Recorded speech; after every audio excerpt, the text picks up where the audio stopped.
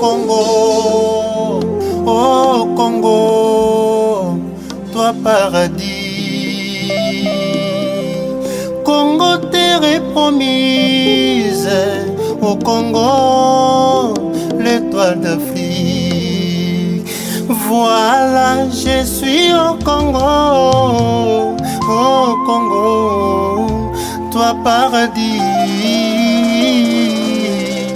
Congo, terre promise, oh étoile d'Afrique, Dieu t'a choisi. Congo, ma patrie, Israël et Asika. Nambeleli yo Masia Yesu, kita osala kati na mboka Congo. Koswana bitumba pe kokabwana, motema mabe etoni na ba Congolais. Congolais ya koboma sende kona ye Congolais, likolo ya koluka intérêt personnel. Yango nasengi na yo Masia, kotisa bomoko na bana Congo. Congo elonga ye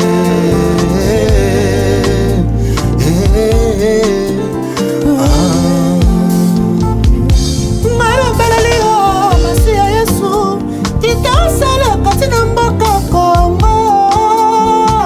Tribalisme, egoisme ekosila te na kati ya bana ya mboka. Bandeko bakomi nde kobomana, Yesu nzambe nanga okei nde wapi Yesu. Lobeli le maboko Masia nanga, mboka na ngai ekozwa kimia na yo.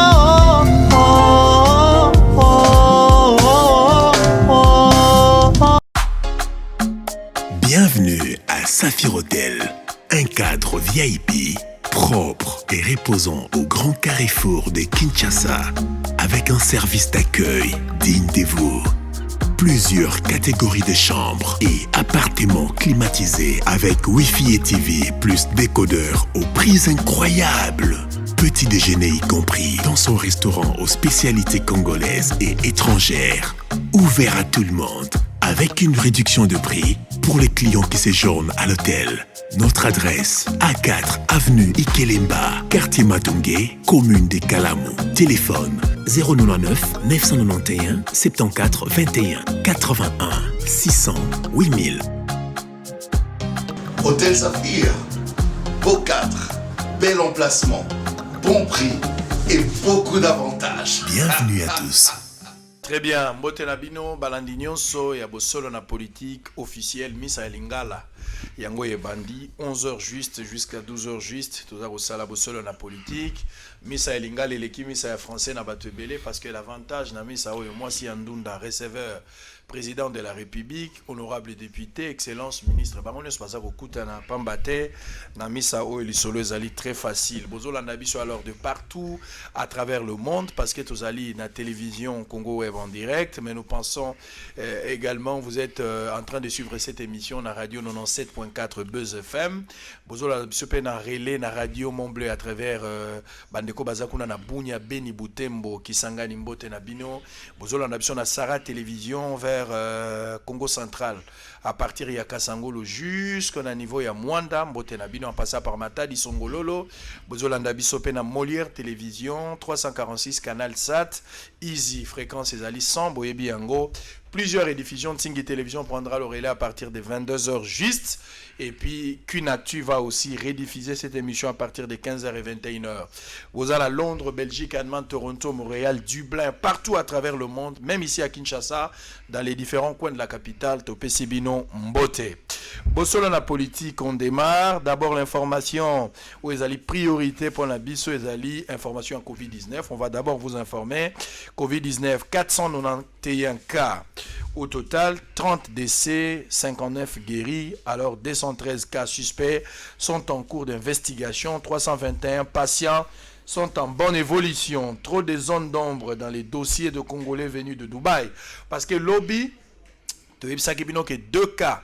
Il y a parmi les Congolais qui Dubaï, qui testé positif. Mais après notre annonce, parce que biso to sala qui relais, il y a information oyo bandeko ya UNRB ba pesa ki totanga ki yango. Alors bandeko ya Dubaï bango ba tombo ki ba lobi kati na bango ba yebani moto moko aza testé positif azalité. Qui croire? Est-ce que sengeli to croire na ba patient oyo bazo témoigner que moko aza na Covid ou bien to kene na organisabilité ya ko pesa ba résultat pour confirmer positivité ou négativité, il y a des tests après le contrôle. Alors, en outre, nous allons parler, l'actualité n'a pas tellement évolué, tout tourne autour, il y a lettre, nomination, il y a secrétaire généraux au niveau, il y a ministère, au directeur, il y a cabinet, il y a mon adjoint, maître Béran Kolongele, il y a Komaki Mukanda, il y a chef de l'État, pour na koboya lolenge makambo salama ki sengeli ba bongisa lolenge mosusu mais tomoni ministre à fonction publique bato bakomi mingi na commentaire na bango balobi apesi leçon na mokonzi mboka à travers directeur ya cabinet na ye. Je vais peut-être dire un mot là-dessus ensemble avec mon invité. Alors c'était prévu qu'on le reçoive depuis la semaine passée. Alors faute du temps, aujourd'hui finalement nous avons trouvé la grâce de le recevoir sur ce plateau. C'est un honneur et une considération pour l'habitant. Monsieur Jean-Marie Kassamba, président de l'UNPC Kinshasa, mais en même temps un grand monsieur connu dans la République démocratique du Congo. C'est vraiment pas un parcours à douter ici. Et ça vraiment quelque chose de très honoreux pour nous. Alors on le reçoit pour la toute première fois dans Bosolo la politique. Monsieur Jean-Marie Kassamba, bonjour. Bonjour, Sango. Alors, Sango Mokonza Yambio, les lots de loba nyonso ezali na bosolo na politique to bomba elo côté batu ba bio patron et à Télé 50 à l'époque. Aujourd'hui ba habite exactement où c'est situé après zone il y a turbulence au travail qui au travers ça qui où se trouve le problème, on parlera de ça.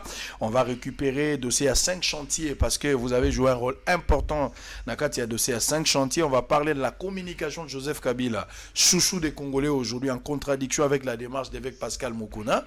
On va parler de ça. Dossier Télé 50, on ne peut pas croiser le bras, il faut qu'on dise un mot là-dessus. Dossier UNPC, je veux revenir. Et puis affaire FCC Cash, on va en parler.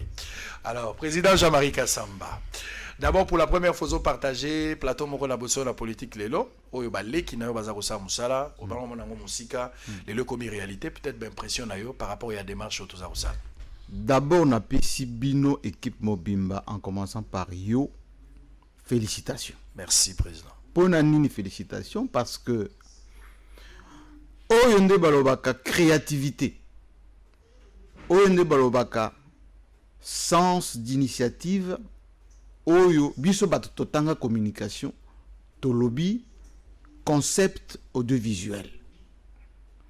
Ça part d'abord de l'idée, ensuite de la mise en forme. Oyobinga Moussananga Liboso na banda. Parce que moi, je suis banquier de formation, je suis technicien, industriel, etc.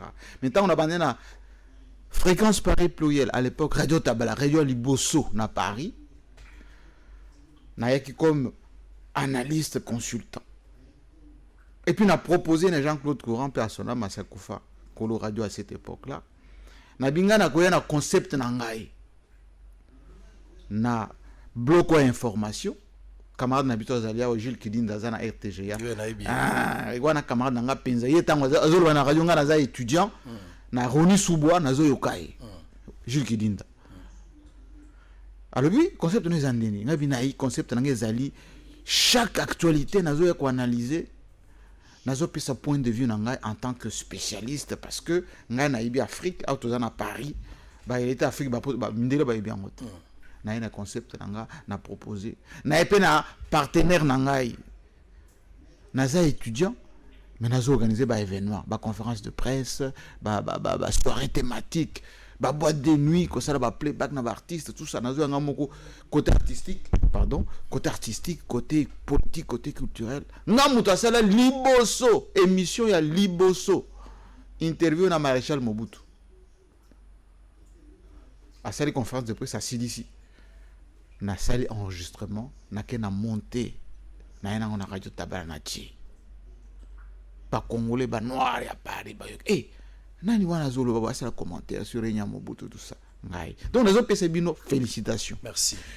Oyebi tant na komi na Congo awa na moi que ba TV ezaka ka boye na bino jour ngana ko sala eloko au balobi concept audiovisuel beaucoup moins ce que ça veut dire na sali fauteuil blanc nazui kaka ba congolais ya awa ba technicien ya awa na tourner na TNC ou bien na Grand Hôtel Kinshasa na ba salon na bango kuna histoire na robetango sous-té bat baebi en fauteuil blanc il y a rien à douter hein. Yango nazo féliciter yo kutu na ebité ce ko fauteuil ba droit d'auteur na basango pondingo lati boye donc lati o balobi probité molobele abatu église au milieu du village il y a un ce qui se cache derrière o bono lati wana. Très bien. Donc félicitations na ye donc na c'est perminata rabino tout le temps au PC donc valeur ajoutée moko na Congo web oyo batu bako kanisate donc valeur ajoutée. Très bien. Depuis un certain temps bon moi doute kotaki mo muke camarade nanga Gabi Chabani il faut multiplier la initiative niti ya boye kondima ba créateur ya ba concept neti boye. À l'époque il y avait Paul Mukeni qui avait créé Mwana Mboka na concept moko na appuyer la zo sala ba antenne A avec Vodacom etc. À part ça bana musu ba tant ba moni GMK sali makamutu bani ko créer ba agence na bango lelo nazo sepela ba YouTube ba nini. Dans la vie il ne faut pas être toujours salarié. Donc vous voyez non, il faut créer, il faut apporter votre valeur ajoutée. Moi, j'ai toujours fait plusieurs choses, des sociétés, des concepts, etc. On ne peut pas vivre avec $10, $20, $30. Il faut valoriser Mutunayo. Pesakop na valeur. Eh bien, émission est si boye, invité à Malonga, à côté de Pambati. Eza mendicité te, ezali musala nayo, eza créativité nayo. Oyo mona papa sango si musala, papa sango facha karbila na mutuka. Très bien. Il faut qu'il y ait des restaurants. Très bien. C'est que patron, il y a média, il faut valoriser yango parce que azo enlever les charges. Très bien. Merci beaucoup pour la considération, ça nous fait du bien. 17 personnes au total travaillent autour, il y a un programme au Bossolo la politique, dans la prise en charge, il y a Sango et puis contribuable congolais, bazar au sali, ça peut-être la participation na bango, nenge ozako le kalelo. Alors on va entamer des dossiers importants, où te belé, bazar au zelayo, vraiment tant qu'on annonce ça qu'il faut ta la réaction ya bateau motema. Bateau peut pas continuer au lingayo katilelo, au-delà ya ba caprice, au-delà ya turbulence, au-delà ya leadership. Mais quand même batwazo lingayo. Mais dès l'entrée de jeu, nazo peso babiloko batu balobi pona yo comme ça on mega to sala moi toilettage à moké. Avec plaisir. Alors batubazo mona que ba camarade na yo nyonso oyo bozalaki na bango tangi kidinda awa bon to tanga bna kidinda mingi te mais mingi ba kotanga ba génération na ebite so boza génération par exemple na ba Christian Lusakweno bakotanga bandeko no mususu ba Sampengombe bozakane mingi bango bazalaki mwa mayele c'est-à-dire hormis bambongo bozako simba ba misaleli ba structure na bango moko oyo bazo dépendre na ba parti politique te bako dépendre na ba homme politique te individualisme wana l'autonomie wana bango ba créer autour na bango et permettre bango ba kende. C'est-à-dire tant yo utaki ko subir to kotina no dossier wana te ya télé 50 cette période bato alobi mais na nyonso ya zwaki soki ami salela kata chaîne na yemoko apesaka ngo kilo je pense qu'angara za la ridiculiser na batako baza ko sala été. Si c'était à refaire aujourd'hui consciemment est-ce que vous aurez regretté pour avoir raté ce conseil au bandeko bapesaki ou bien peut-être au mibatela na ndenge na yo mais bato bayeba kite le moment viendra au koyebisa bango. Bon na lingla lo bande boye bato bayeba kambala moko. Monsieur Jean-Marie Kassamba azali self-made man. Azali mutu oyo a créé tellement que aza cloisonné te. Na poto j'étais salarié à la Société Générale à Schlumberger. J'avais déjà JMK Consulting. Ils ont produit ba émission. Ils ont produit des conférences de presse. Ils ont produit des événements. On a coupé sur quelques exemples. La première conférence de presse commune entre l'IDPS, MPR, avec émission à l'appui, plus une grande publication dans Jeune Afrique. Jean-Claude Vouemba est là. Il était représentant MPR. André Mouninga paix à son âme. Crispin Kabasele est là. Deon Koussou, qui faisait partie du bureau de l'IDPC là. Je peux vous en citer d'autres. J'ai toujours évolué avec mes structures. Je suis l'un des premiers producteurs dans la émission à Paris, na TV5, avec mon ami Michel Lobéoane. Je suis l'un des créateurs de Télé Sud, 3A Télé Sud, avec mes amis Pierre Bédou et Christian Constant Nemalé, Pierre et Sylvie de Bois-Fleury.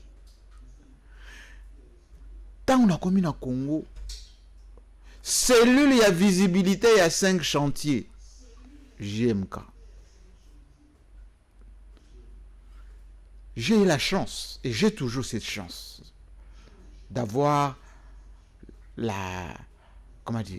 l'adoption, l'amour, la sympathie. Je peux même dire l'appartenance à la famille de Joseph Kabila Kabange. Depuis 2001, on est ensemble jusqu'aujourd'hui. Vous êtes des amis et ça adhésion. Plus que des amis, des frères. Donc vous avez déjà comme d'abord, en fait, si vous dites que vous êtes plus que frères, ça dit adhésion, Bolekine adhésion politique. Terrible. J'ai même pas politique, je ne fais pas de la politique avec Joseph Kabila. Donc vous êtes kabiliste. Je suis joséphiste dans le sens de symbiose avec ce monsieur.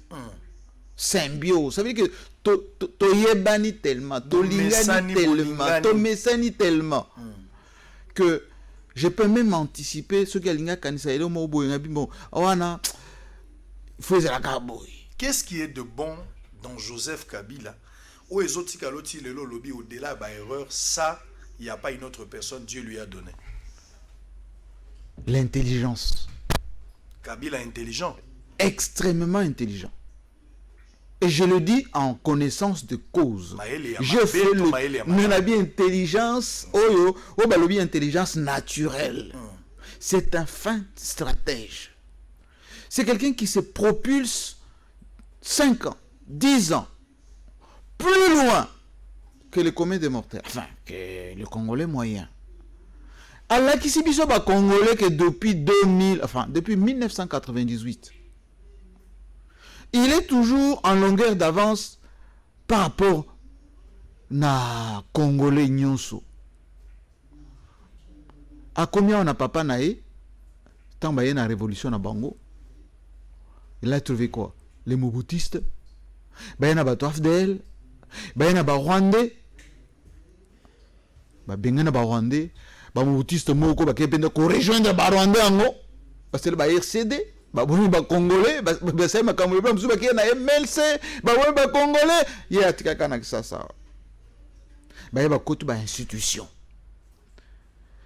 Ba kanisi ezaki kaka pouvoir pour le pouvoir. Abi boni pouvoir, bozwa. 1+4. Ba lakisi ba limite na bango.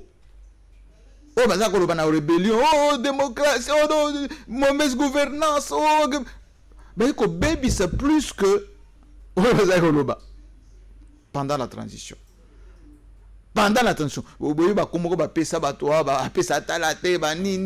Enfin, je ne vais pas y revenir. Ça dit ce qu'on peut retenir de Kabila, c'est l'intelligence. L'intelligence et puis le nationalisme. Kolingamboka oyo ya Congo. Tala mutu ozaki na président.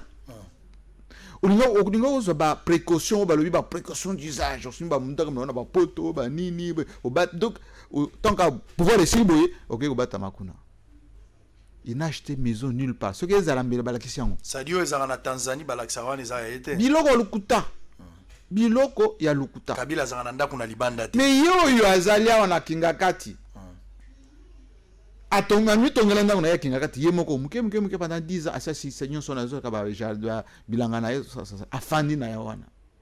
Soki mundele Kabila zana bandako à l'étranger. Ba compte bani bimisango. Tellement que ba inaye. Ba bimisango te. Siko ba bandeko na biso tozana ensemble siko. Soki na biso documentation ba mindele bazana ngo. Oh basi batamisiki bala basumba bandako kaka sikoyo. Oh comment to kota likambo 5 chantiers parce que place tozo côté la pendant émission ngwana. Mais toi l'étage asuka pona koloba na yo kumisi oza moto yo. Siko na lingina loba boyo lobi na milengelité. Mais na milengeli toujours. Parce que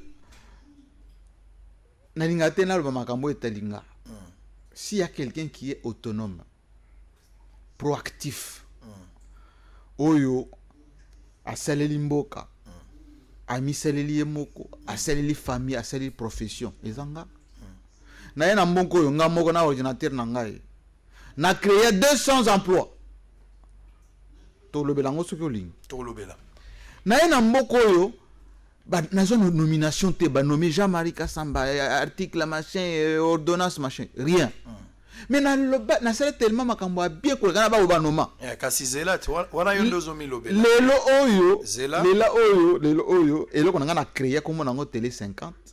Yo mto créé télé 50. Oui oui, conception nga moko. Eza ya katumba mwa kete. E banda bon. Zela. Botika katumba la place. Katumba banda wat. Nazala biloko zela. Teze biloko. Commettre des infractions. Wana ezali ba obalobini. Monsieur Jean-Marie Kassamba, le journaliste n'a pas d'amis en plein plateau. Ah oui, donc tikato ça msala parce que commettre des infractions mais koyoka yo tango lobi quelque part, olobi oyeba na Joseph Kabila malamu. Oza mutoyo, oza Joséphine, c'est-à-dire koti na kati ya koti. Wana ndeko nanga. Joseph Kabila azande kona ngo ya makila kobali sama kamte ko bambelo ko na Philippe ozolu ko seso wana eza ya communicateur tango Fayulu akoma président ko ba pe Fayulu je connais comment les gens fonctionnent mutu kabe kama ngate azamu kontombolo ta aza mbujuma ita Kabila pe mbujuma ita tembe Kabila muluba ya sangalu bango Kabila muluba oui banda journée toujours mais justement juste la question yango ne nazo côté la question ngeza ki wana Batwe belé balakisi yango na mikanda nous avons de reportages ya Mindele et belé basala sur famille à Joseph Kabila oui. Na Joseph Kabila hemoko oui. Na nyonso bango balobi 90% ya bato bakota to la ke Kabila n'est pas congolais c'est un rwandais. Tolanda qui récemment dans l'Assemblée nationale ndeko na ye d'abord o babenga kazali pasa na ye dada Jeannette pour na bato mususu d'abord azali pasa te parce que ba botama bisike keseni. Jamais beaucoup de gens passent à maman botia un mois après zemetikal na ketaki au bota place mususu. Lelo ba congolais bazotala yo. Kabila est un rwandais ou c'est un congolais? Tikana totola. Bimi ça ba plan. Na lingi pour la première fois. Bimi ça ba plan. Oyebi ngata on a na poto. Autant que c'est ce que nos camarades nanga za ko et pas nanga. Na Télé Sud, na la fréquence Paris Pluriel. Moi je travaillais à la Société Générale à l'époque. Azulu Banangai. Mwana mai. Mutunanga tobenga ba mon petit ya tozonga na mboka ngabe no ngana kozonga na mboka te mboka wana burande mboka za kuna la tête et tout ça wana ngwanda ancien conseiller à Mobutu ayeko kosa bana diaspora kuna nga grand journaliste na sala 5 émissions Kabila rwandais donc à côté c'est tellement makama mabe na mitu ya batu que même quelqu'un d'intelligent que j'étais à l'époque que je suis aujourd'hui avec analyse et que je trouve maintenant les vérités de tout ceci, j'ai commencé à douter. Et je suis venu ici quand je suis venu la première des choses de faire na Lukana Naeba. J'ai dit tout à l'heure que badoptanga Joseph Kabila adoptanga na famille naye. Donc nayebi mama ya Kabila, bande kwa Kabila, bana ya Kabila, histoire ya Kabila. Joseph Kabila Kabange, il est congolais et 100% congolais. Pourquoi? Il faut que ça soit Hippolyte. Non, on a dit que distraction. Pourquoi? Hippolyte a obamba lokuta. Très bien. Dans le Biboye, Talaka musée, Laurent Désiré Kabila. Talaka musée, les gens qui ont fait la physiologie, qui connaissent les tics, les manières. Talaka musée, la manière dont musée parle. C'est comme ça que son fils parle. Là, c'est compatible. Talaka Zoé Kabila. Même la manière de marcher. Tala Jeannette Kabila. Même l'éthique. Faux jumelle. Lukuta papa. Lukuta. Moi, je connais cette famille par. Est-ce que ça il passe à solo? Bien sûr. Mais Mneni m'a pas sa babota mina lié de naissance. Mais papa yo nazali papa tata m'a pas nga. Soko moni mbuyi na nga na kangu na ngai. Tala kangu ndenga zaka minga. Christy. Mens. Baza m'a pas c'était. Très bien. Na lobinde boyi. Botika makambo yo kokosa. Bolobi wa Kabila Rwandais. Bola kisanga nanu. village ya Kabila na Rwanda. Bato bele baloba Kabila rwandais. Mais tomone ba mususu bagenda ko sala ba fête na Rwanda. Tomone ba mususu na ndako na boite soki na lobi susu boyo kata na internet ngala ko kata na internet te kata na internet offense te na lobi boyo. La plupart des gens au bazo makambo ki rwandais yango bazo la ba faire na ba rwandais na mona ka ndeko na nga mwana mukuna Yezu mwana mukuna Yezu biye oblo ka soki avec Pascal Mukuna Ozaki membre ya cabinet ya plutôt membre ya campagne ya nani. Non mais areni yango na kicho Vandia. Ngai moko ngai mutusu te. Nga moko na sana y plus de 5 réunions. Ye. Avec Pascal Mukuna. Oui monsieur. À la table blanc na image na télé 50. Ah na chapiteau na grand hôtel blanc. Plus de 5. Aye et pas nanga na télé 50. Ça ça ba émission tout le temps. Nini équipe onaye ya Renaissance mbongo utawa Renaissance mais ambongo Mukuna ti moye azo mbongo Mukuna apesi exemple mbongo mais na église azalaki pe na mbongo ne depuis kala Kabila yo azalaki ne lokote selon Mukuna monsieur soki toyebani na mboko très bien to poussa na biso il faut que tika ba discours ya lokuta ya pamba ceux qui sont batu ya est ba komi ba rwandais bato sud Kivu ba rwandais ba nord Kivu ba rwandais mais na mboko mokonzi na biso mama première dame azali mwana sud Kivu il est pas ça rwandaise. Est-ce que vous voyez que vous avez moi des autres moko ya dans ba famille ya inutile. Très bien. Pourquoi ceux qui bozolo ba siko biso baluba yo nanga to baluba to bandi ko invectiver ba tribu mususu o Fayulu babote ceux qui sont na Sénégal boye oyo Rwandais mais pouvoir ya baluba bakotika nani Congo ya biso moko Congo o ya biso moko. En résumé nyonso baloba likolo ya Kabila lokola lulenga nationalité za lokuta tika to pusana. Jean-Marie Kassamba tozali en direct 97.4 à la radio Buzz FM boza ibele boche TV moko na ndako evet Pascal Mukuna pour la première fois na yoka ba témoignage oyoki yango yo moko na matoi na ebike ero so che mutu boy plus de 5 fois okutani na Jean-Marie Kassamba c'est londenge ya lobi na biro na nga ya na biro na ye na kuna na ninyo na chapiteau campagne mais témoignage pété a témoigner peu et puis qui par Renaissance Shadara Fandi a peu avec la commission de sensibilisation yemoko Mukuna même Mukuna lobeka zalaki surpris à mona kombo naye Pascal Mukuna zola ndanga évêque yo kande baza ko témoigner wa ndoko aux distraction ozalaki exactement ozalaki chargé à visibilité à scène chantée à Joseph Kabila meilleur programme oui. Alors critiqué par beaucoup de Congolais oui.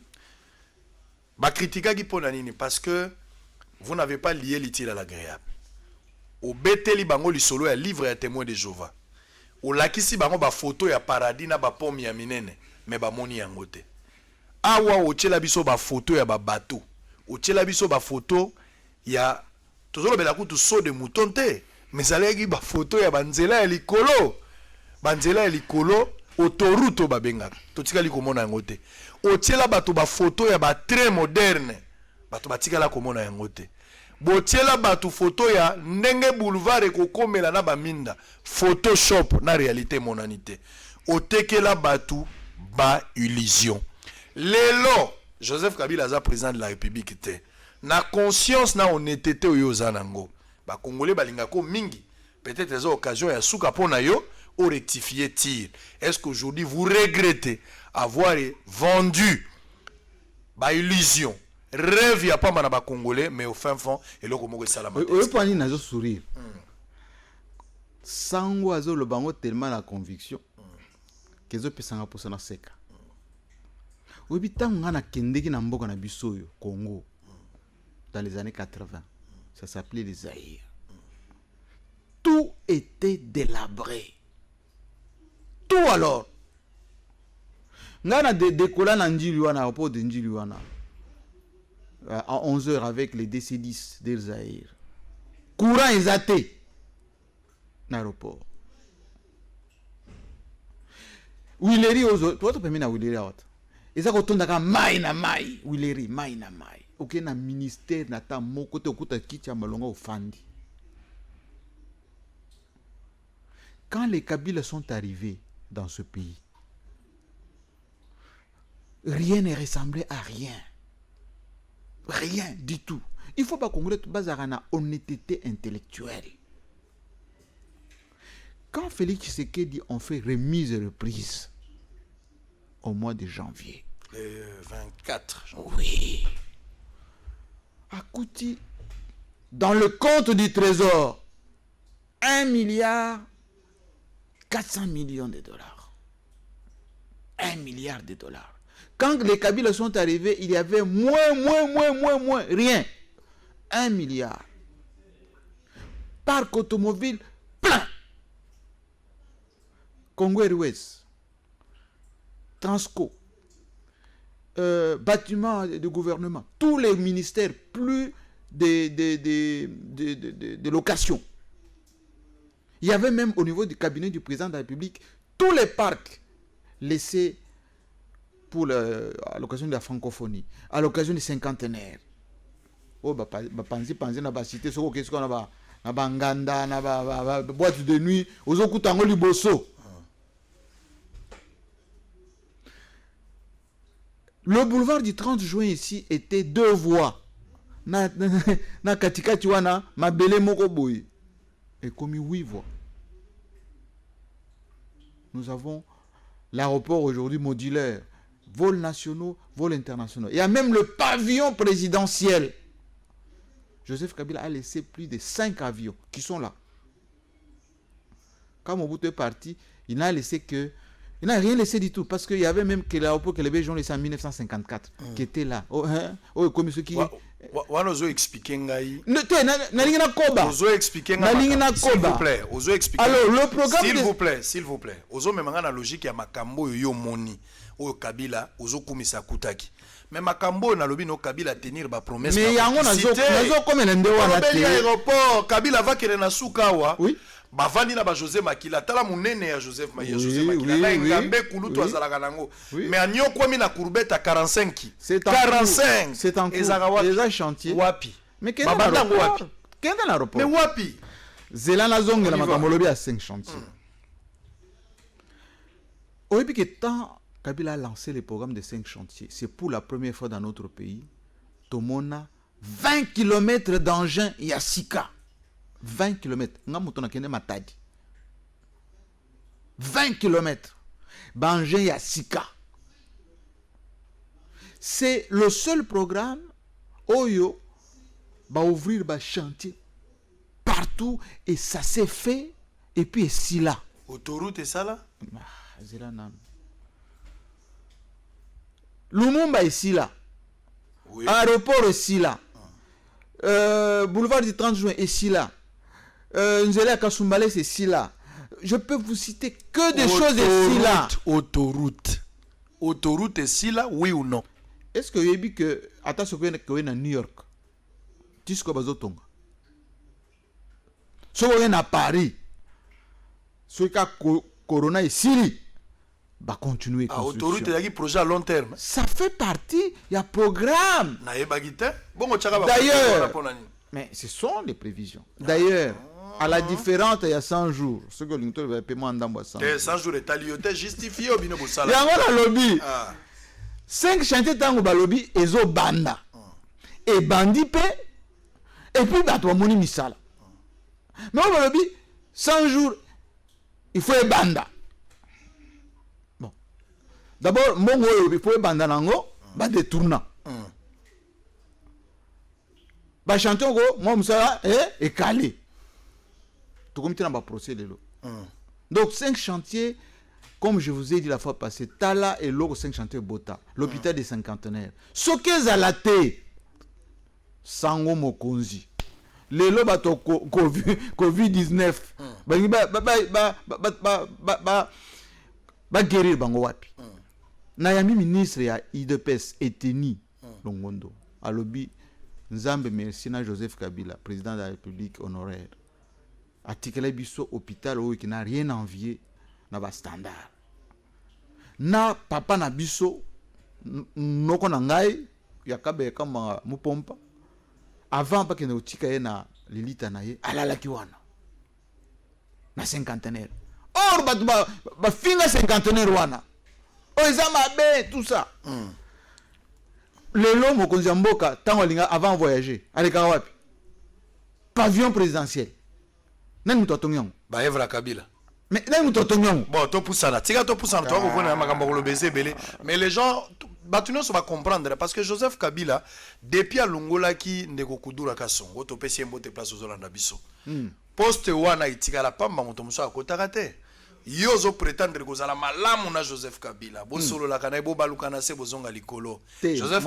Joseph Kabila manquait 15 personnes autour na ye. Y compris parce que c'est une expression. C'est une expression. Voilà pourquoi on mérite à quitter. C'est une expression. Et voilà remis raccordement frauduleux. Raccordement te. Raccordement. Azangi 15 personnes. Ce qui mutu alobi obi pa nina alobaki bongo. Na vision oyo azaki nango. Une vision globalisante.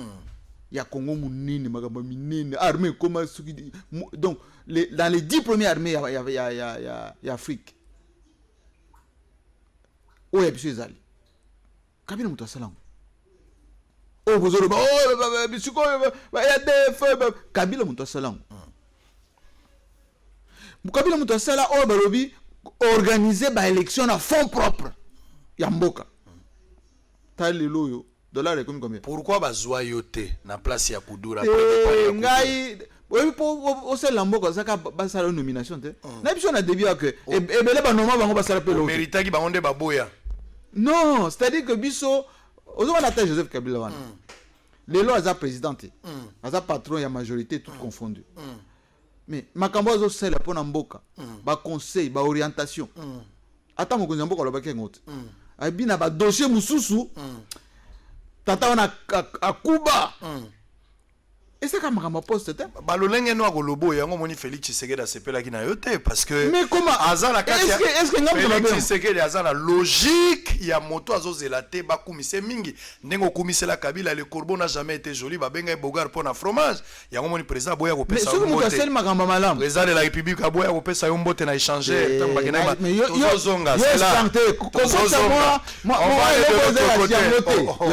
yoka makambo ya limité wana botala pe ba image bien obi raccordement frauduleux ba congolais nazaki wana na Vital Kamerhe Christian Lusakweno tango cousin nga président na biso azo kita na engin Vital Kamerhe lobby mais monsieur le président voici les journalistes qui parlent Christian Lusakweno na Jean-Marie Kassamba président FPC Christian Mbote apesi nga Kassayen, toi vraiment, depuis que Naza président, tu viens pas. Il t'a fait ça.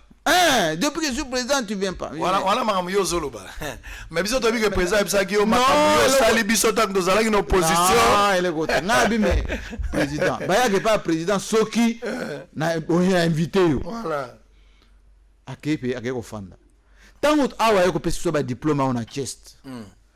A féliciter nga tant tozo mera moi vert. Alors mais awa tozo loba. Bato wana internet wana ba misaki wana bako filmer hoto wa charusus donc bino on va revenir on va revenir tout à l'heure. Joseph Kabila un bon homme de gens ba congolais mususu certains droits moi je peux pas le refuser et ça là ba congolais mususu bazo continuer à croire na Joseph Kabila comme patriarche comme moto yo azana confiance na bango et ça là ba congolais mususu pe belé surtout ya diaspora à 90% pour la bango Joseph compris également les pasteurs Mukuna qui revendiquent même l'arrestation à Joseph Kabila. Démocratie en Rwanda. Joseph Kabila était de passage na Chango, TVza Radio T, Congolais alingi nini. Est-ce que azolinga penza Kabila bima, tazolinga Kabila tikala, mulaya mutoko ibango na photo passeport, bota la image, on se retrouve après.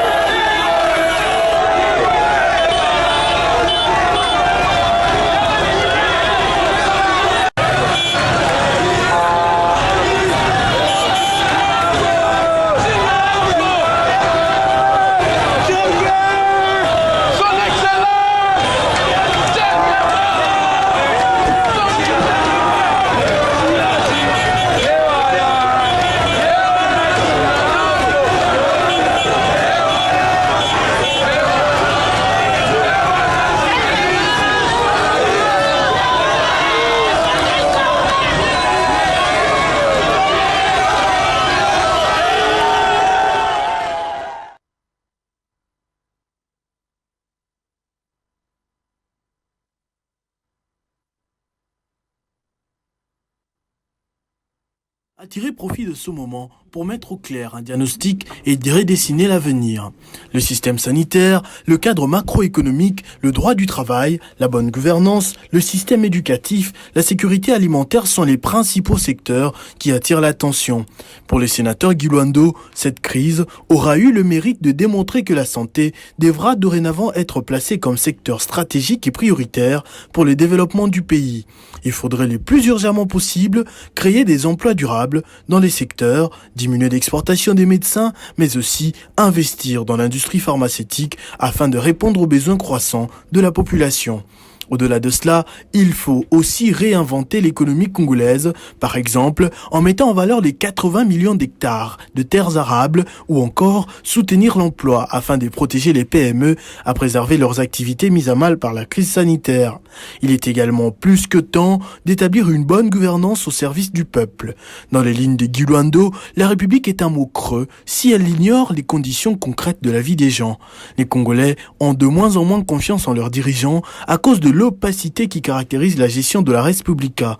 La piste de solution la plus envisageable serait donc la responsabilisation d'un côté des gestionnaires de l'État et de l'autre des parlementaires. Ainsi, tout celui qui gère la chose publique devrait s'attendre à une sanction en cas de mégestion ou malversation. Un peu plus loin, les sénateurs Guy Luando proposent également la mutation de la loi ordinaire sur les finances publiques en loi organique pour des raisons de sécurité juridique.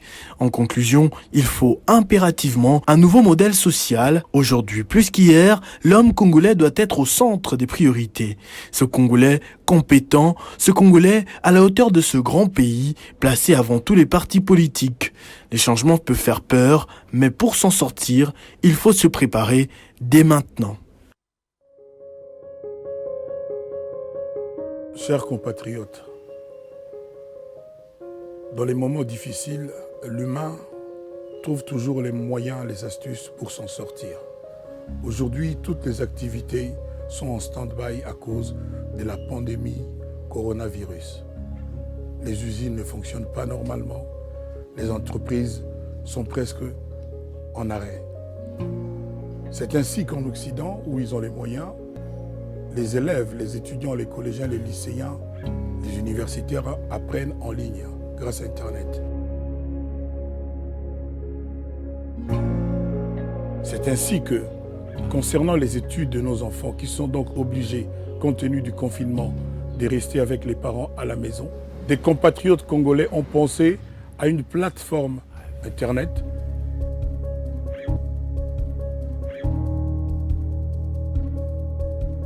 grâce à laquelle les enfants peuvent continuer leurs études en ligne, de l'école maternelle jusqu'à l'université. Cette plateforme permettra de faire passer les cours en ligne, faire suivre les devoirs et exercices, évaluation des travaux pratiques. C'est une opportunité à saisir.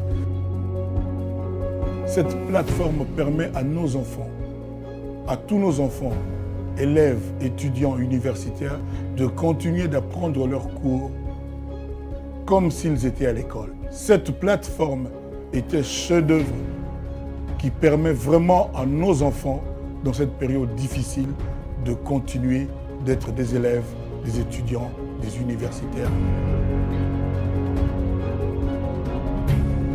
Professeurs et étudiants peuvent donc échanger questions et réponses.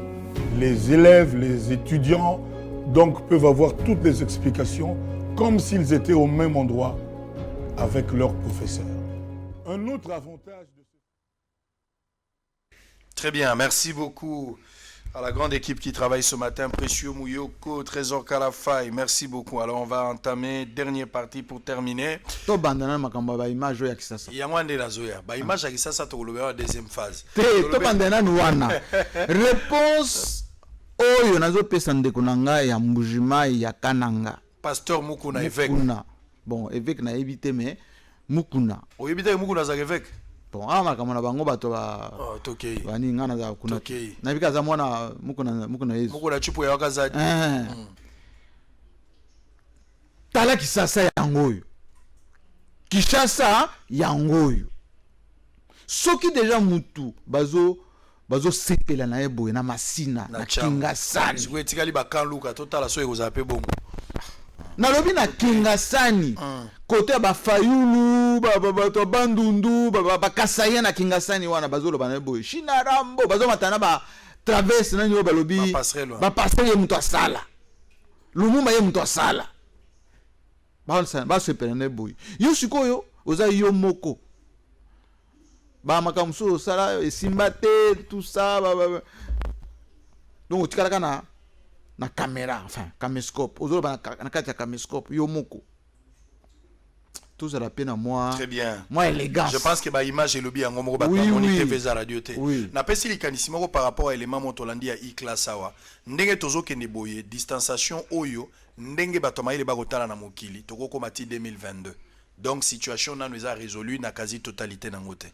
Donc esengeli bato ba mi batela. Mais mitema ya bato mingi eza kobanga bana bafutaki minerval batangi ba première période deuxième période de silité bako s'en sortir ndenge nini likanisi ya e-class ezali likanisi ya bato batanga na internet bien que toi na problème internet na mboka na biso mais soki volonté à l'état ezali à s'engager à travers ba réseau ya télécommunication soki l'état s'engager penza classe yango ekotanga comment vous partagez non je valide et je félicite par l'occasion voir cette occasion Kofi Olomide que j'ai vu qui est mon frère mon ami ami de 30 ans pour avoir été vraiment impliqué là-dedans. Et moi-même, j'apporte mon soutien total parce que quand on dit qu'il y a un déficit en matière de mise en œuvre de cette riposte, c'est aussi ça. Parce qu'aujourd'hui, tout s'est fait à distance, tout s'est fait informatiquement. Même les tests, ce qui se fait à l'INRB, tout ça. On doit décentraliser ça dans les provinces. On n'a pas de chiffres. Les chiffres que vous donnez, ce ne sont pas les chiffres actualisés. C'est un peu aléatoire, tout ça. Or, Banana Bisso, pas plus que ce matin, j'étais parti chercher les exercices de mon enfant pour l'entraînement à la maison, pour le suivi des secours à la maison, etc. En Europe, partout, ça s'est fait d'une manière constante. On devait, au lieu de se focaliser sur des débats politiciens inutiles, oh, nani a fini président, oh, nani a fini ministre, oh, courrier Kingandi, oh, procès. Mais l'avenir de ce pays, c'est ça. L'éducation. Je soutiens à 100% l'idée. Et d'ailleurs, quand j'ai reçu le ministre de l'EPSP, Willy Bakonga, qui commence d'ailleurs à donner des cours via la télévision, il m'avait dit qu'ils sont en train de travailler pour l'internet aussi. Oui. Didier Boulimbo, que j'ai reçu également, m'a dit la même chose. Il faut qu'au niveau universitaire avec Thomas Louaka, qu'il fasse la même chose. Qu'il y ait des moyens mobilisés tout de suite. Très bien. Alors, une année après, Félix Tshisekedi à la tête du pays, vous avez l'expérience d'avoir travaillé avec Joseph Kabila. 18 ans après, au Talib Bilanaye, ce que vous avez dit là, on a tout suivi. Hein? Donc, vous avez quand même relevé temps fort, moment faible, mais dans l'ensemble, selon vous, c'était toujours bon. Il n'y a pas de problème. Une année après, est-ce que les combats de Kabila est pérennisé dans le positif comme il fallait Nengozo Kanisa ou bien Félix Tshisekedi a tiré sous la barre l'ikolo makasi et comment vous jugez? Il va s'en sortir dans le contexte politique au Tuzanango. Qu'est-ce qui est de positif dans Félix Tshisekedi au Kabila Zanangote? D'abord, moi je suis un homme en colère. Parce que je vois mon frère, le frère de Félix, plutôt de Joseph Kabila. Il s'appelle frère maintenant, les deux. Mon frère de Kabe Kamanga, de Mupompa, qui souffre. Félix souffre? Oui. Il souffre de quoi? Comme son père que j'ai connu, il a de bonnes intentions. Félix, moi je le connais. Je lui ai même consacré un fauteuil blanc à son époque. Ce qu'il avait il y a 10 ans. Bah, bonnes intentions, bah, bonnes idées, yango zolo belango régulièrement. Mais ndenge aponi bato bazali commettre en œuvre makamunaye, c'est les jours et la nuit. En commençant par l'alliance à Sali.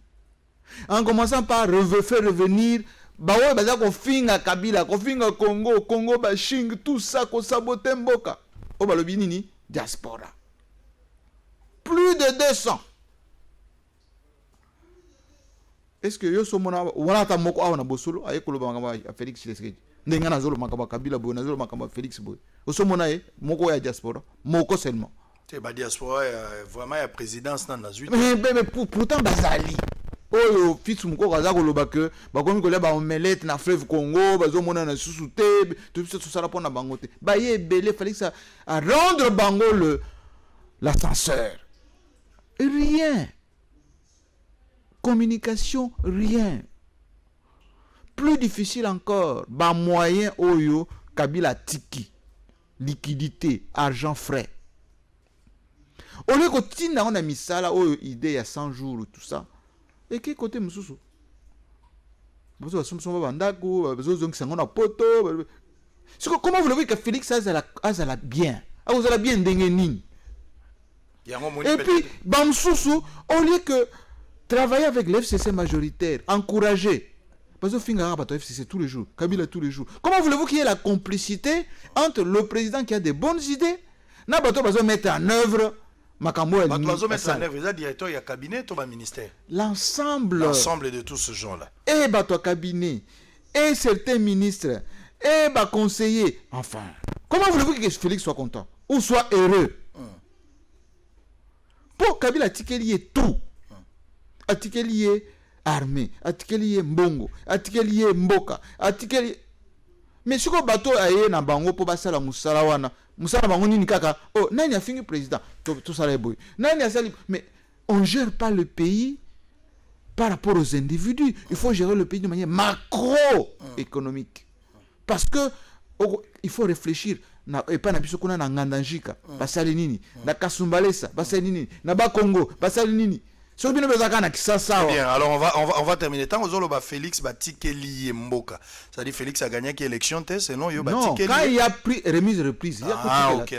Comment dit qu'il a interprété remise reprise dans la zone d'ombre. Quand il a remise reprise. Très bien, c'est-à-dire gagner la voie électorale et puis Batikeli. Mais tout ça l'élection, non? Très bien, merci beaucoup. Alors on va terminer dossier. Et déjà. Tout comme la souka. C'est une émission non bonsoir les andeboy elengi me mukuse trop mukuse tozala chouette.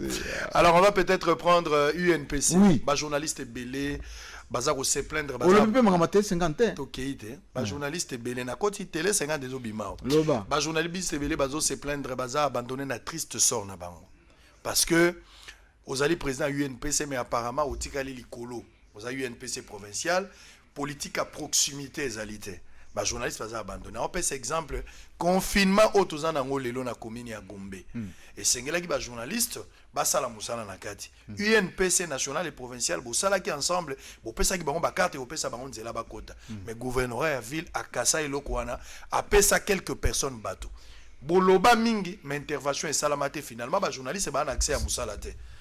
Est-ce que Papa Isaël Mutombo Sango Mokonzi na loba busolo loba président Jean-Marie Kassamba biso ba Congolais toyebi oyo tolingi te ngai oyo kolo ba journaliste ya Kisasa depuis ba élire ngai 80% nazoluka kaka na bongisa ba journaliste ya Kisasa la plupart surtout ba oyo ba hors jeu wana ba temeteme ba to ba YouTube ba nini balingaka na bango te indiscipline zo ta carte na yo oyo zo sala que identité na comme journaliste $20 à pamba bazana ngote sala ta mo cotisation pour que ceux qui obéli ata mo matanga tozo moi keswana to aider bino et lokote obi combien na kunda kaka ngamoko na journaliste ya awa na Congo weba ngamoko na kunda nde carte ozolo voilà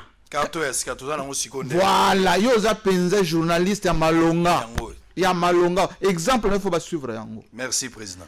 Sikoyo tangu makambo ebandi ya Covid oyo ngambo na zui initiative na bien za mokonza ba journaliste Kisasa hôtel de ville il faut compter na biso na le président national na commission ya carte que désormais bato baza na carte net yoté ba profiter ba mettre à jour carte na bango $20 à pamba. Oh bazana ngo déjà c'est normal et c'est bien. Responsable média bangoneti o ya bosolo boy o sali liste ba journaliste na yo bango nyonso bazana ngo. Ah OK na UNPC ba pe liste on a tout tampon hôtel de ville. To sali bureau bi na biso conjoint na hôtel de ville. To bandi ko pesa ba carte wana. Ba sali liboke ya délégation. Ba ko mona gouverneur na sima. Oh non, biso tolingi biloko wana te, tolinga biso moko. Gouverneur Bengabi Ndekona, Jean-Claude Ngobila, tu es béni depuis longtemps. C'est vraiment mon frère, un ami à moi. Il me dit, mon frère, ce que tu m'as proposé, je trouvais que c'est très bien, on est en train de le faire avec le commandant de la ville. Mais, n'a pas pression, je ne comprends pas. Ce qu'on a ça la ligne, on doit commencer ça demain. Mais, na Congo, balingi ordre, balingi ordre. Bon, comme si c'est comme ça, je ne peux pas valider toutes les cartes que vous allez donner aux gens, parce que moi, je suis un homme d'ordre. Tu as la carte, tu as un PC de côté, c'est la bad, uniforme, c'est la bateau. Mais ceux qui désordent, c'est ça.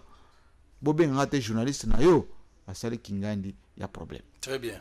Donc, et s'il était, ce que Covid est s'il caca, très bien, merci beaucoup. Alors on termine parce que tu as a souka. Mais la télé 50, on a un problème. Les journalistes, ils sont la télé 50, 90% se plaignent. Bazo lela na kombo na yo.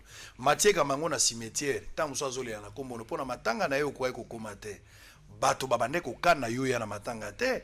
Parce que bato nyonso balongwe télé 50, d'abord salaire ezaki médiocre, et ça la bato muso bako ba $50, bato muso 80. Luxe na TV qualité, mais au fond bato bazako souffrir. Donc moi na yo zola la nzala na boulangerie, mais pendant que bozo sala mapa, les gens ont vu ça. Et puis bato nyonso balongwa télé 50 au combattant bango. Au comment ba lettre place bazala attaché pour kata kwanga na bango. Obi kezo ko kana na yo te, oza mutu malamu na kosola, mais na misala ndeza yango te. Obi point nazo secret sous.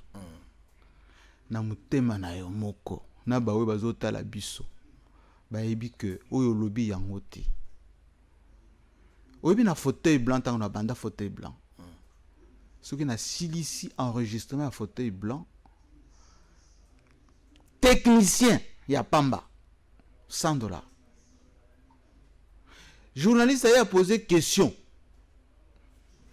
2 questions pendant 3 minutes 4 minutes $300 Nyon Sobaleka Kuna. Tous les grands là que vous connaissez, Baleka Kuna. Tant on a sali télé 50. Oui, bazoli la bazolinga tisikoyo. Na instaura salaire fixe. Oui, tchaka ba image à Kabila et Félix Moukié. Boyo kapé na mboka silisa. Na instaura salaire fixe. Na pesa journaliste lengi. Journaliste a outil pas naie n'a rien. A commis na télé 50 costume à malonga, car à malonga, bureau à malonga, respectabilité à malonga, monde entier yebiye. O baye célibataire babala, babota. O baye piéton, bazomi tuka. À télé 50 Tilelo. Bah oui, bah l'ongwa basila. Yokan, marvana yo mutolobi. Ok. Na télé 50.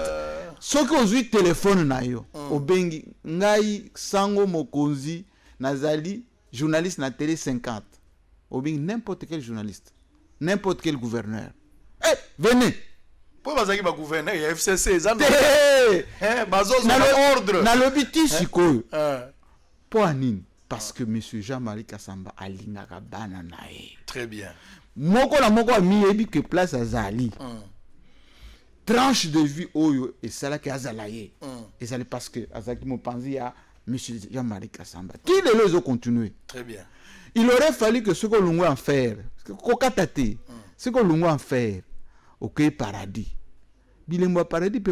Très bien. Alors nous sommes arrivés à la fin. Un jeune frère à moi, leader de Kasavubu, a sombité va mounene à Tchango Kota Stadouana. Plus de milliers de Congolais Bazolandabiso. Et ça lit bien. Merci également la confiance, la fidélité au Bopesi 97.4. Et ça lit malam au Bozan la radio. Jean-Marie Kassamba a répondu à toutes les questions que je me retire l'IVDAT. Ce qu'on a la phase où il y a Souka, parce qu'il y a Tombola Maboko. Pour la panda, il y a solo, il y a solo, solo. Parce que le bien, on a sourire, la montée manon mobimba. Nazon dit ma peu que le bien solo. Tombola non maboko président comme ça aussi. Na tombo Jesus. Oh mais ça aussi c'était. Qu'est-ce qui prouve que nous solo bien ça? Eh to tombo le dit tata il faut tiendre. Très bien. Donc innocence na yo. Président Jean-Marie Kassamba. Oui. Ozali, les lois la télé 50 ans Moussanine parce que apparemment patron, créateur, initiateur, directeur général. Na banaka tumba moi que baza réclamer. Quand tu maman ka botika ya la na Lilita pembeni. Il n'a jamais rien fait et il ne fera jamais rien peut-être na vie ou pour ça Kenda déjà. Très bien. Vrai ou faux? Kabila za Rwandais. Jamais. Kabila c'est un Congolais et 100% Congolais. Vrai ou faux? Renaissance. Kabila nda Chakambong. Acha. Ebele. Vrai ou faux? Mukuna. Aza kabiliste. Oui, un vrai kabiliste. Hein? Ah. Olobi azo rende mbulu. Olobi azo bepsende makamba vient ya azo kabiente azo kabiliste tika nayo. Vrai ou faux? Félix Tshisekedi, président de la République, azo souffrir pour l'entourage. Oui. 100%. 100%. 100%. Très bien. Télévision yango ndekono Chabani azolanda yo peut-être. Ah, Chabani record ndekona ngai. Omoni awa na tomboli maboko. Il faut kotisa awa bosolo ya boye. Encourager bana bondenge ngamoko na zo encourager o ya ngai. Po Congo web ya biso etika la Congo web. Sinon te mawatro. Très bien. Alors bandoto eza ebele tokomi na suka nazo ebate muto à chaque fois quand je dors bandoto ezo ya kaka. Oh what? Numéro ya banque yangwana tozo fungola chaîne wana ezambela na lingaki yo sala yango. Ngana kelaka ba chaîne. Voilà, yango nde tolingi to sala. To che numéro ya banque pour que bato ba apporter contribution na bango $1 seulement. Mutako tia na numéro ya compte M-Pesa ezali Orange Money ezali. Volontiers président la kiko akotia yo petia eloko nozola na biso na poto za na Kinshasa olingi bosolo ezala pérenniser ba concept ya na mutu awa. Tozala ba trace na bango. Oyo bango basali tozo yiba yango topesa yango lolenge na biso. Donc il faut respecter les gars qui ont vécu ozana ba honneur nyonso pona boso na politique. À chaque fois soko moni musalo lingo malibanda yebisa biso rentrer dans la ligne tokozonga parce que mobangi avandi na se azomona musika koleka mwana mukyo a telemi ndoto ye na butu na talibo komba o tozana ngo yebi ke tozala ki interpeller non récemment na yebi parce que ndenge pour ngana na lande makamanta président na bino tozozela na lande la président journaliste a la musala na ye intimidation faisait la té yangwana soki oza na problème yaka ko pesa version na yo pesa vérité na yo kozala tendengi kamara nanga enfin ndeko na biso oya ide pesa benga non comment kabité état de droit la kisi expression libre kabila bafinga wa boité mobutu pe bafinga mingi asala boité donc bo pousser ndeko nanga Félix Antoine Tshisekedi akoma dictateur te aza penda na besoin na ngote ye mo walobaka muto akitika nga c'est un Congolais donc botika biloko wana ko intimider ba journaliste et curieusement na se wana izana des journalistes moko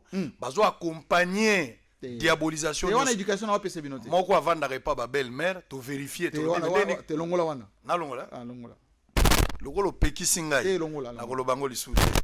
Alors bosole komi na suka tokokuta na lobby pour le même plaisir et le même travail. Jean-Marie Kassamba, JMK Today, Kombo Moulaï. Merci, on se revoit demain à la même heure pour le même travail. Bye bye. Merci. Bienvenue à Saphir Hotel, un cadre VIP propre et reposant au grand carrefour de Kinshasa avec un service d'accueil digne de vous. Plusieurs catégories de chambres et appartements climatisés avec Wi-Fi et TV plus décodeur aux prix incroyables. Petit déjeuner y compris dans son restaurant aux spécialités congolaises et étrangères. Ouvert à tout le monde avec une réduction de prix pour les clients qui séjournent à l'hôtel. Notre adresse, A4 avenue Ikelemba, quartier Matungé, commune de Kalamu. Téléphone 099 991 74 21 81 600 8000. Hôtel Saphir, beau cadre, bel emplacement, bon prix et beaucoup d'avantages. Bienvenue à tous. Oh Congo, toi paradis, Congo terre promise, au Congo, l'étoile d'Afrique. Voilà, je suis au Congo, toi paradis,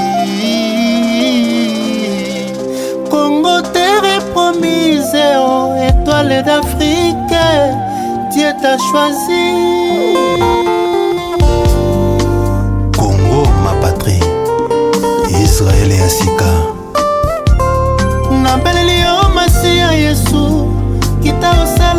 na mboka Kongo koswana bitumba mpe kokabwana motema mabe etoni na bakongolais Congolais ya koboma sendeko na ye Congolais likolo ya koluka intérêt personnel yango nasengi na yo Masia kotisa bomoko na bana Kongo Kongo elonga ye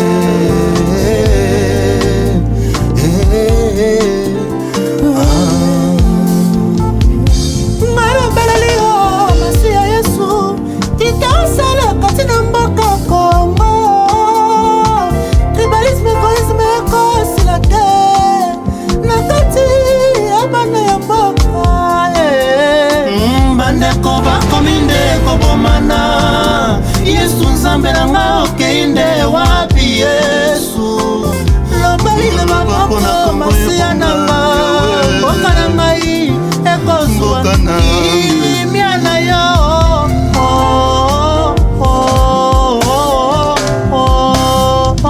Yawe mosungi ya Kongo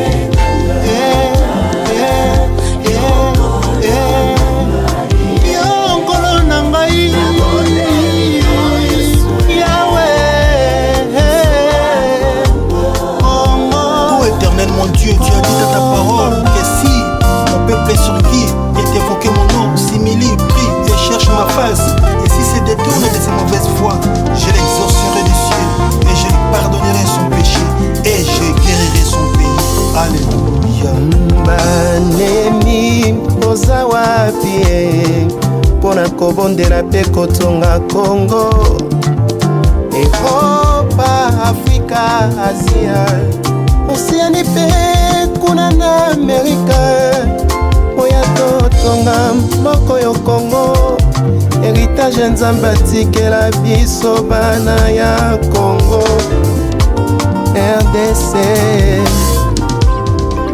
Kongo na biso ekobonga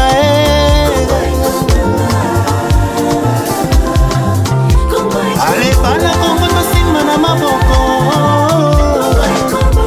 Tika motema mabe Tika motema mabe Kongo nalinga ndeko na yo Kongole Tika koswana Tika bitumba Na wamokonde Toko tonga mboka na biso Na kombo na Yesu Masia Kongo ekobonga Hey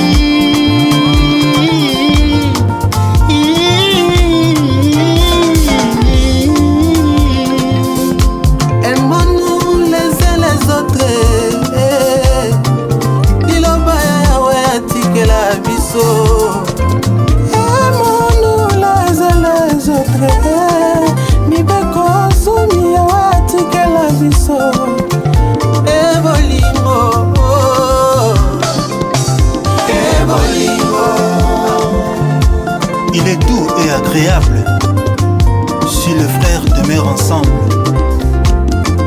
Ainsi dit la Bible. Alléluia.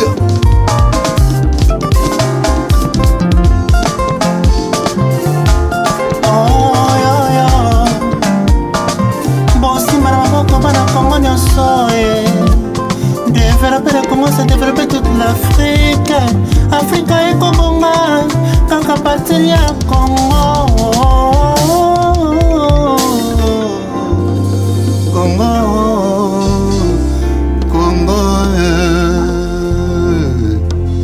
Que Dieu bénisse le Congo et son peuple.